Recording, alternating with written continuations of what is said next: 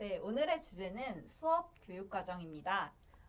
교장 선생님, 오늘은 새로운 주제를 가져왔는데 그러니까요. 되게 중요한 주제인 것 같아요. 그렇죠. 네, 학교의 핵심이라고 볼 수 있겠죠. 핵심 중에 핵심. 네. 네, 첫 번째 질문입니다. 혁신학교 아이들에게 자율성을 어디까지 줘야 하나요? 저희 유련초등학교 혁신학교죠. 요거 자율성 관련해서는 학습적인 부분이랑 생활에 대한 부분을 나눠서 한번 말씀해 주시면 좋을 것 같아요. 사실 우리 학교가 혁신학교, 서울형 혁신학교인데요. 혁신학교 하면은 아이들에게 자유를 준다, 아이들을 자유롭게 놓아준다라는 생각을 먼저 떠올리는 분들이 가끔 있으세요. 가끔. 근데 사실은 그렇지 않습니다. 그 자율이라고 하는 것은 그 개념 자체가 좀 떠오르는 게 함께, 자유와 함께 가는 게 책임이라는 게 가잖아요. 자유와 함께 책임이 가는데 이렇게 한번 볼게요. 배드민턴을 예로 한번 들어볼까요? 배드민턴을 예로 들면은 배드민턴 채를 들고 셔틀콕을 들고 툭툭 치면은 얼마 동이나 칠까요? 대부분의 애들은 한 30분 치고 나면 에이 재미없어 하고 던지고 말아요. 그래서 안 하거든요. 재미가 없어요. 그렇게 툭툭 치기만 해요. 배드민턴을 재미있게 치려면 배드민턴의 제맛을 깊이 느끼려면 기본기를 갖춰야 됩니다. 라켓을 어떻게 잡아야 되고 공은 어떻게 치는 방법, 기본 태도, 자세가 어떤 게 있구라는 걸 연습을 꽤 많은 시간을 해야 돼요. 근데 그걸 자유롭게 기본기를 익힌다고요? 그거는 배드민턴의 맛을 어쩌면 영원히 못 볼 수 있을지도 모릅니다. 배드민턴의 맛을 정말로 보려면 기본기를 익혀야 되는데 그것은 이미 수십 년 동안 배드민턴을 해온 사람들이 해놓은 중요한 핵심 기술을, 기본 기술을 몸으로 충분히 익힌 다음에 그리고는 제맛을 느껴갈 수가 있어요. 공부도 생활도 마찬가지라고 봅니다. 기본기를 익힌다는 것은 아이에게, 어른에게 어떤 그 행복하게 살기 위한 규칙이 있거든요. 그 규칙이 몸에 스며들어서 그냥 자연스럽게 내게 돼야 돼요. 그러기 위해서는 어느 정도의 규율이 있어야 돼요. 그것이 규율이 어느 정도의 강제는 아닙니다. 강제는 아니지만 자율적으로 할 수 있게 만들어 갈 것이냐, 그것이 바로 교육의 핵심 방법입니다. 가장 중요한 핵심 중에 핵심이 자율적으로 학습을 해갈 수 있고 자기 생활을 영위해 갈 수 있도록 하기 위해서는 그 기본적인 생활 태도를 갖추어야 돼요. 그 때로는 매섭게 야단치기도 하고요. 그건 안 돼! 라고 딱 끊어줘야 되기도 하고요. 근데 끊는 방법이 폭력을 쓴다거나 아이를 아주 강압적으로 공포의 분위기를 잡고 이거는 아동 학대가 되죠. 그래서 자칫 그것이 사랑으로 포장해서는 굉장히 위험하고요. 그래서 저는 혁신학교에서 자율성은 책임이 따른다.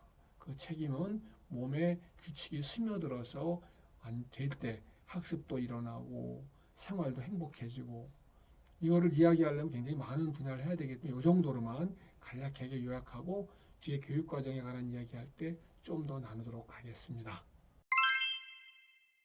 네, 말씀 잘 들었습니다. 두 번째 질문으로 넘어가 볼게요.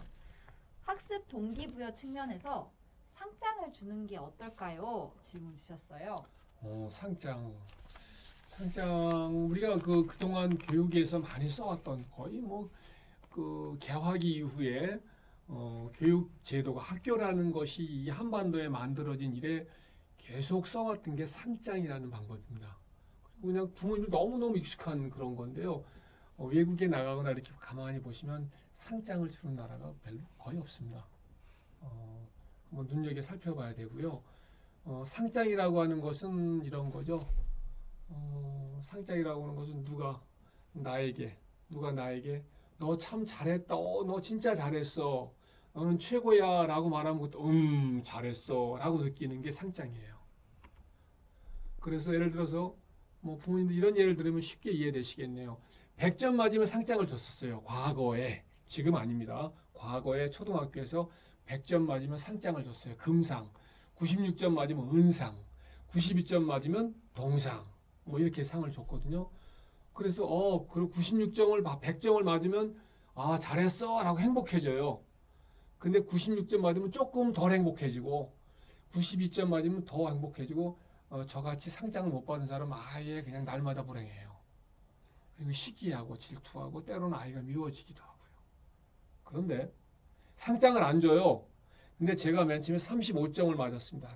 점수는 안 매기지만 제가 뭔가 공부를 했는데 내가 한 3개밖에 못 맞췄어요. 못 맞췄는데 다음에 풀어보니까 비슷한 문제를 풀어봤는데 5개가 나왔어. 우와 올라갔어. 야 했으니 됐다.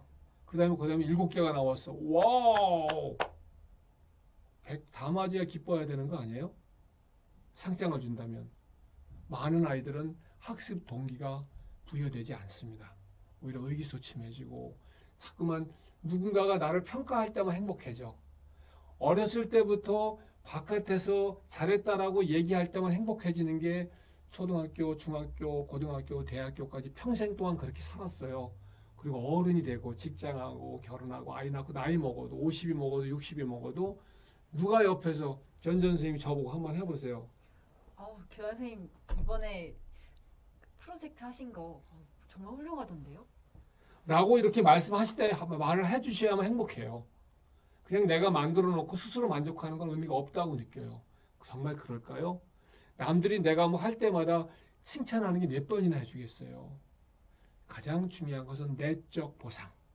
스스로 아이가 행복하는 것이 어려서부터 해서 스스로가 교육의 목적은 남에게 평가를 잘 받는 게 아니고 스스로 뭔가 평생 동안 배우고 깨달아가겠다는 욕망, 욕구를 가지고 평생 동안 살아갈 힘을 갖는 것이 저는 교육의 목적이라고 봅니다. 그래서 내적 보상이 스스로 기뻐하는 게 중요하다. 네, 교장 선생님 말씀 잘 들었는데 한마디로 내적 보상을 기쁨을 느끼는 아이들이 행복하게 자라난다 이런 말씀이시죠? 와, 그런 애들이 이렇게 인생을 맛있게 살 수 있다. 그렇죠. 그런 애들 보면 부러워요. 네. 저는 아직 그러지 못해요.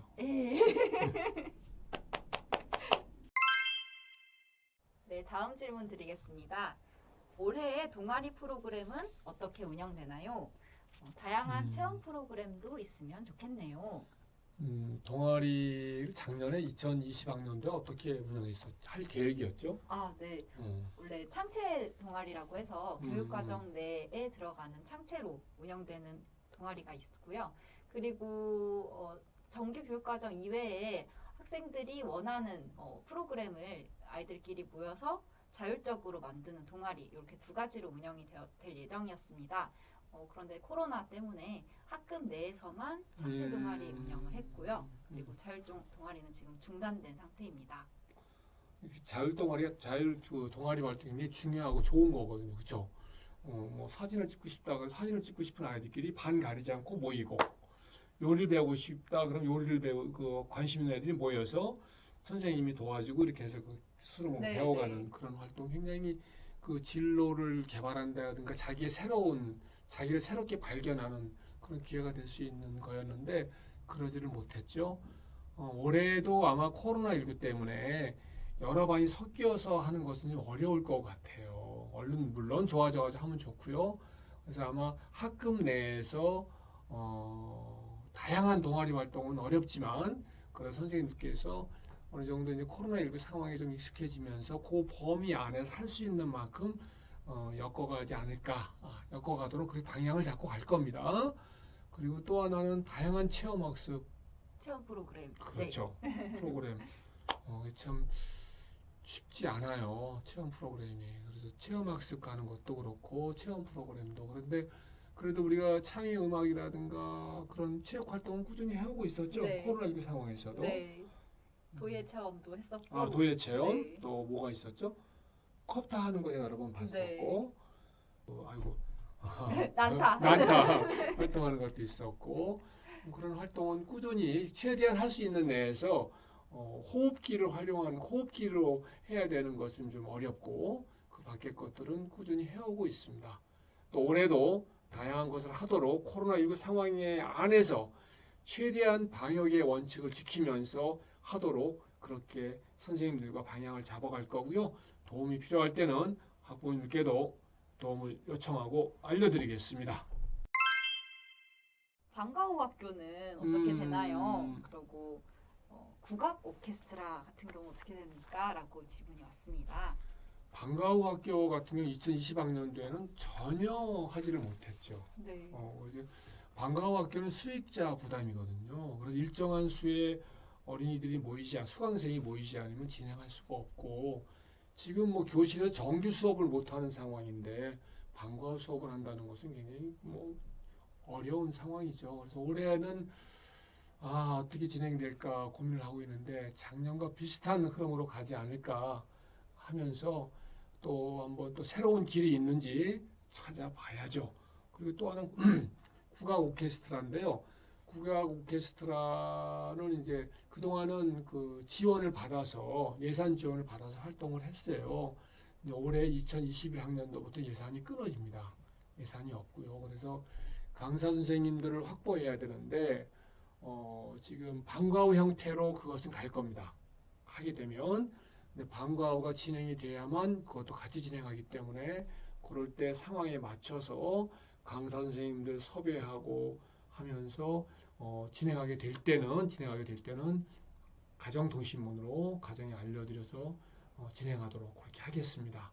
하게 됐으면 좋겠습니다. 네, 코로나19 때문에 지금 많은 프로그램들이 중단되고 이제 그런 상황들이 많이 발생해서 아쉬워요. 그렇죠. 그럼요. 그래도 내년도 2학기부터는 좀 저희가 계획했던 것들이 잘 흘러갔으면 좋겠습니다. 네, 그러겠으면 좋겠어요. 네, 다음 질문 드리겠습니다. 체육 수업이 확대되었으면 좋겠습니다. 라고 의견을 주셨어요. 선생님 생각엔 어떠세요? 전 체육을 굉장히 좋아해서 체육이라는 단어만 들어도 되게 설레는데요.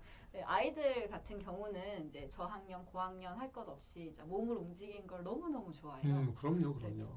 그 가장 선호도 1위가 체육 수업이거든요. 그래서 이런 부분에 대해서 저 굉장히 동의하는 부분인데 교장 선생님 의견 어떠신지? 변정 선생님하고 저하고 의견이 같습니다. 같고요. 코로나19 상황이다 보니까 등교 일수가 부족하잖아요. 교육과정은 진행해야 되고 또 그동안 나갔던 과제도 확인하고 또 새로운 과제를 또 공부할 거리 부족했던 거를 해나가다 보면은 체육이 아무래도 뒤로 밀릴 수도 있는데요. 선생님들하고 고민을 많이 하고 있습니다. 사실은 코로나 상황에서 실내에서는 어렵더라도 운동장이든 유리한 공원이든 나가서 좀 움직일 수 있도록 해야겠다는 고민을 하고 있지만 쉽지 않은 상황이 이어지고 있습니다. 성장 시기에 우리 초등학교 아이들 많이 몸으로 움직이면서 뭔가 깨달아 가거든요. 그 중요성을 알고 있으면서 코로나19 상황에서 우리 아이들이 좀 더 많이 움직이고 몸으로 부대끼면서 깨달아 가도록 그렇게 노력하려 하고 있고요. 코로나19 상황에서 그 틈새를 파고 아이들이 몸을 많이 움직일 수 있도록 학교에서도 노력할 거고요. 가정에서도 사람이 적은 곳에서 산책도 하고 걷고 산에도 오르고 할 수 있도록 함께 노력했으면 좋겠습니다. 인권 교육은 어떻게 이루어지나요? 쉽지 않은 질문인 것 같은데. 그렇죠. 인권 교육은 사실 곳곳에 스며들어 있습니다. 지금 저희가 우리 변정 선생님과 같이 그 2020년도 교육 과정에서 학부모님들이 궁금해했던 거라든가 내년에 이렇게 21학년 이렇게 운영했으면 좋겠다고 하는 것들을 모아서 이렇게 영상을 만드는 것도 사실 인권 교육입니다. 학부모님들의 생각, 우리 학생들이 목말라 하는 것을 서로 이해하고 이렇게 나누려고 하는 것, 서로를 존중하려고 노력하는 거거든요. 그런 것처럼 전 인권 교육은 국어, 수학, 사회, 영어, 음악, 체육, 미술 등등등이 다 들어가 있다고 봅니다. 그 속속에 다 녹아 들어가 있고요.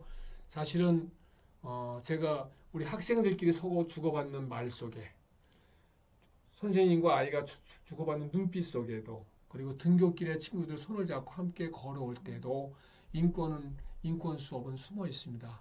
인권 수업은 저는 요약하면 이렇게 봐요. 인권 수업은 교과서에 있는 게 아니고 우리 생활 속에 있고 우리 문화 속에 있다. 우리 몸 속에 있다라는 생각을 하고요. 인권 교육을 학교에서 시켜줘야 됩니다. 인권 교육은 전문가들이 이런 거 아니고요. 학부모님들께서 자녀들과 이야기 나누는 속에서 함께 밥을 먹는 속에서도 걸어가는 속에서도 저는 인권 교육이 있다고 봐요. 그래서 우리 그 인권에 대한 인식 수준이 그리고 몸에 배어 있는 생활 태도가 한 단계 위로 올라갈 때 우리 아이들의 인권 그리고 학생과 교사와 학부모의 인권을 존중받으면서 서로 행복하게 살 수 있는 세상이 되지 않을까. 끊임없이 노력해야 되는 공부 중에 하나가 인권 공부라는 생각을 해요. 근데 제가 지금 되게 감명을 받았는데 인권이라는 낱말 자체가 저는 되게 어렵게 다가왔거든요. 근데 간단하게 인권은 삶이다라는 생각이 드니까 네. 조금 더 마음이 편안해졌어요. 변지영 선생님 감사합니다. 제 말이 막 두리뭉술이한 말을 핵심으로 딱 잡아주셔서 고맙습니다. 인권은 삶이다. 네. 수업, 교육과정에 대한 이야기 나눠봤고요. 저희 다음 주제에서 또 찾아뵙겠습니다. 네, 애쓰셨습니다.